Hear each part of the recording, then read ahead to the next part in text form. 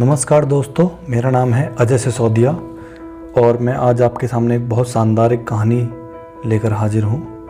भूत का भय गांव में, साहस की कहानी है। कहानी को पूरी सुनिएगा, आपको बहुत मज़ा आने वाला है। अरावली के पहाड़ों के बीच एक सुंदर गांव बसा हुआ था। वहाँ लोग अपने मेहनत के द्वारा ही अन्न की उपज करके अपने जीवन का निर्वाह करते थे। पशुपालन और कृषि करना उनके जीवन का अभिन्न था। वे मनोरंजन के लिए ताश खेलते और मुर्गों का युद्ध कराया करते थे और महिलाएं टोकरी बनाना, जूड़ा बनाना आदि छोटे मोटे लघु उद्योग का कार्य करते थे।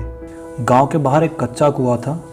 रात के अंधेरे में वहाँ कोई भी नहीं जाता, क्योंकि उस कुएं के बारे में कई सारे कहानियाँ लोगों ने सुन चुकी थी। कुछ लोग ऐसा कहते थे, उस गांव के कुएं के पास बहुत सारे भूत रात को पानी पीने आते हैं। कुछ लोग बताते हैं कि एक दिन एक राहगीर उस कुएं में गिरकर मर गया था और उसकी आत्मा अब तक भटक रही है, और कोई उधर जाता है तो वह उसे मार डालती है।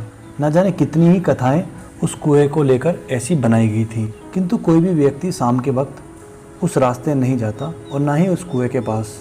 एक दिन की बात है, गांव में लोग आपस में उस कुएं को लेकर बात कर रहे थे। उसमें एक लोहार भी शामिल था। उसने सभी की बातों को काटते हुए कहा कि भूत नहीं होता और ना ही मैं भूतों को मानता हूँ। लोग उसे डांटने लगे और उसे भूत होने का यकीन दिलाने लगे, किंतु लोहार डटकर उनका सामना करने लगा और कहने लगा कि भूत नहीं होते, मैं उस कुएं के पास जाकर सबको साबित करूंगा। लोहार रात को उस कुएं के पास जाने के लिए तैयार हुआ। उसने अपने हाथ में एक कुल्हाड़ी ले ली। वह कुएं की ओर चल पड़ा। रात बीत गई, लेकिन लोहार अभी तक नहीं लौटा था। सवेरे उसका मृत शरीर कुएं में मिला। इसके बाद से भूत का डर पूरे गांव में लहर की तरह दौड़ गया। गांव के बच्चे अब शाम होते ही डर के मारे अपने माता पिता के पास पहुंच जाते। एक समय की बात है, एक फौजी अपने घर पर छुट्टी पर आया हुआ था। वह अपने बेटे को कहने लगा कि गांव के बाहर उसका एक मित्र रहता है, उसके घर से जाकर एक टोकरी ले आओ, सुबह हमें खेती के लिए जाना है। इस पर फौजी का बेटा अमृत वहां जाने के डर से मना कर दिया। अब कहानी को बीच में रोक देते हैं।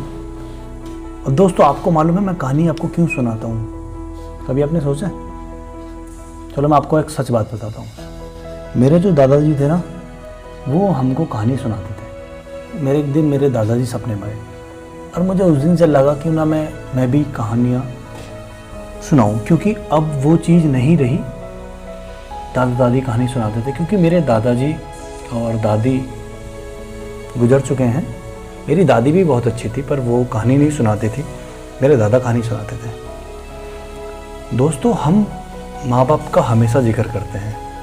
नहीं, बहुत ज़रूरी भी है माँ बाप, और करना भी चाहिए, है ना। वो सब कुछ है हमारे लिए। पर हम दादा दादी का कितना बोलते हैं उनके बारे में ना। कभी नहीं सुना किसी के मुंह से कि मेरे दादा दादी ऐसे, है ना। माँ बाप के बारे में हजारों कहानियाँ, हजारों किस्से हैं। वो भी तुम्हारे माँ बाप के माँ बाप हैं। जब ये कहानी ख़त्म हो जाए ना, मेरी आपसे एक छोटी सी विनती है। जब ये मैं कहानी पूरी करूँ ना, आप एक बार उनके पास बैठें। जिनके दादा दादी हैं वो बहुत भाग्यशाली हैं, सही बता रहा हूँ। मेरे नहीं हैं, मैं मिस करता हूँ उनको। और जिनके भी हैं, तो आज ये कहानी ख़त्म होने के बाद उनके पास बैठें और उनसे बातें करें। कुछ भी ऐसे ही बातें करें, उनको बहुत अच्छा लगता है बातें करना, क्योंकि उनके पास बातें करने के लिए कोई नहीं आता। हमारे पास इतना समय नहीं है। हम फ़ोन में और अपनी दुनिया में इतना बिजी रहते हैं कि हम उनको समय नहीं दे पाते। आज आप उनके पास जाए और उनसे बैठ के बस बातें करें, उनसे किस्से सुने, उनकी जवानी के किस्से सुने। देखना उनको कितना अच्छा लगेगा और आपको भी बहुत अच्छा लगेगा। तो हम अपनी कहानी को पूरी करते हैं। जब फौजी ने अपने बेटे को टोकरी लाने के लिए कहा, तो फौजी का बेटा डर कर जाने से मना कर दिया। रात को फौजी ने उसके डर का कारण जाना तो समझ में आया कि गांव में भूत का भय है, जिसके कारण पूरा गांव रात के अंधेरे में बाहर ही नहीं निकलता। इस डर को अपने बेटे के जहन से दूर करने के लिए फौजी ने ठान लिया, क्योंकि वह फौजी था और फौजी के सामने डर नाम की कोई चीज़ नहीं होती। फौजी ने एक टॉर्च लिया और अपने बेटे के साथ टहलने के लिए बाहर निकल गया। अमृत डरते डरते अपने पिता के पीछे पीछे हाथ पकड़कर चलता रहा।